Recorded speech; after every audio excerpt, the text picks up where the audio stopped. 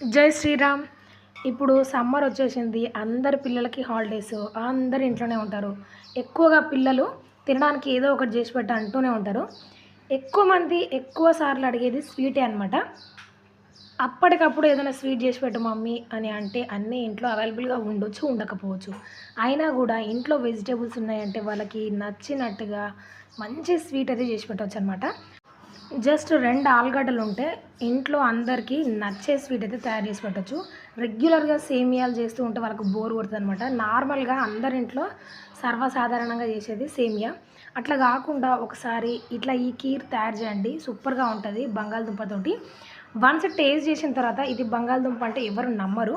And అలాగే ఇట్లా సేమియాలాగా అది ఉడికిపోకుండా మంచిగా దేనికి దానికి విడివిడిగా ఉండాలి అంటే ఎలా చేసుకోవాలో ఫుల్ వీడియో పోస్ట్ చేస్తా. వెళ్ళి చూడండి. నచ్చితే లైక్ చేయండి. మరికొన్ని డిఫరెంట్ వీడియోస్ కోసం ఛానల్‌ని సబ్స్క్రైబ్ అవ్వండి. Thanks for watching. జై శ్రీరామ్.